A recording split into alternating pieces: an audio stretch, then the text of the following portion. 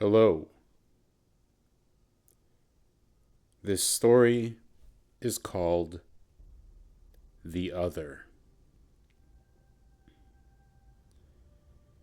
It starts in the middle of the night. This girl, Jordan, is finally falling asleep.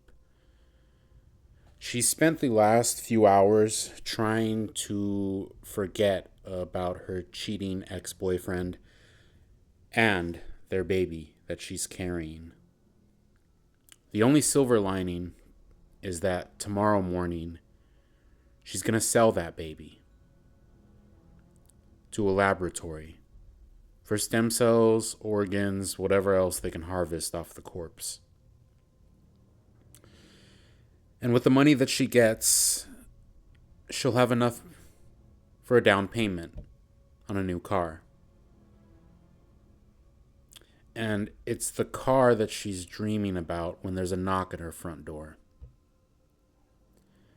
And Jordan shuffles out of the bed, through the living room, and to the peephole.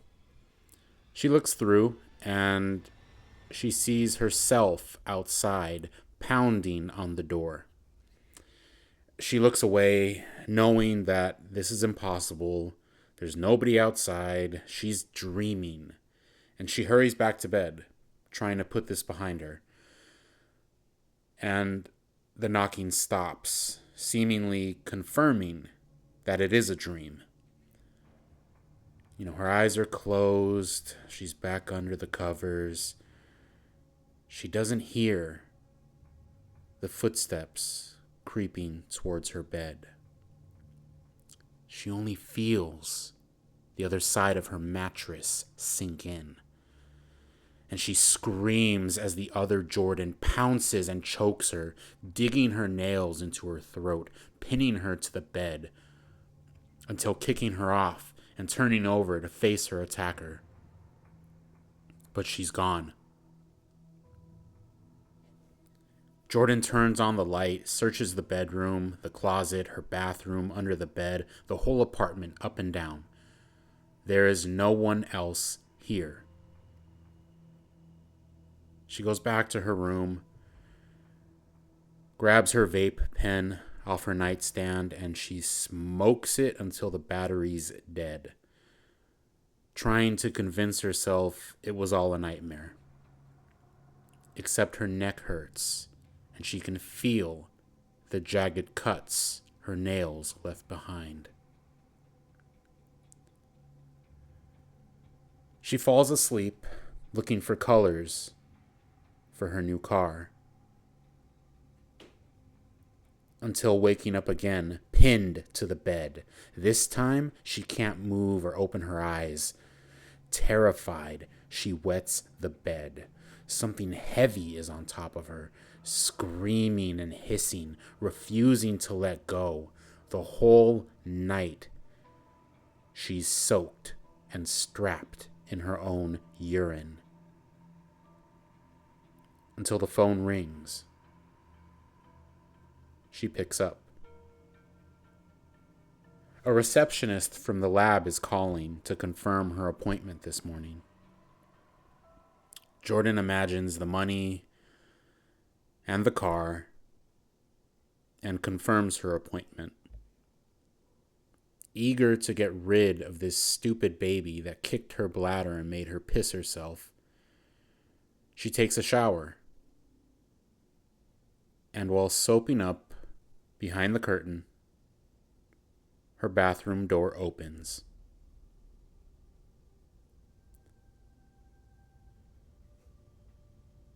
Someone pushes Jordan, making her slip and fall, dragging the plastic sheet down over her head. She tears it off, waking up and revealing that she's still in bed. Her hands let go of her blanket. She had another nightmare. But her pajamas and her hair are wet, like she just got out of the shower. It's probably sweat. Her phone rings. It's the receptionist calling to confirm her appointment this morning. And she sounds just like she did in her dream. It scares her silent. Hello? Hello? They ask if Jordan's still on the phone. She confirms the appointment and says she'll be there soon. Crazy or not, she still needs that money. She showers for real this time, after making sure the bathroom's empty and the door's locked. It's not until she wipes the steam off the mirror that she finally notices there's no reflection in it. There's just the empty bathroom. No one is looking back at her. And as she's freaking out, her phone rings. Unknown caller. Jordan asks who it is, and the other Jordan answers. She's calling from hell. Listen, she wasn't dreaming earlier. Sleep is just the easiest place to reach her. She's trying to stop her from selling that baby because this is when she lost her soul. She is damned, constantly reliving this moment forever, failing to change it. Please, she cries, please don't go. It's the biggest mistake. It's the biggest mistake of your fucking life. She's learned how wrong she was. She begs her to save the baby, and she'll be saved too. She begs God to let her hear her, to let it be different this time. Let it be over, please. But Jordan only hears static and hangs up. Her reflection is back. She shrugs off all this weirdness and decides never to smoke before bed again.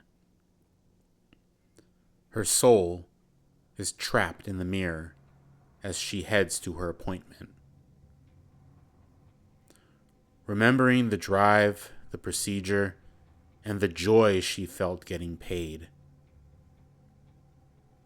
before appearing outside her front door again, knocking in the middle of the night. And that is it. This story came from a couple different places. A friend recently asked me to imagine a time when women could sell their aborted children to medical science, laboratories willing to pay them for their abortions. My knee-jerk response was that it sounded like the definition of evil. And I thought it was worth writing about, or at least including in this particular story.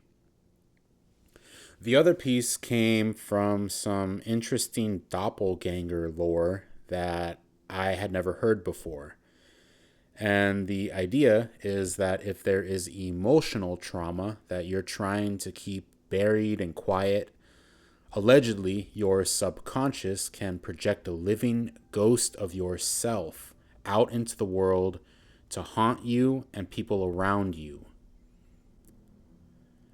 Anyway, that's what I had bouncing around in my head when I wrote this up. Hope you liked it, and thank you for listening.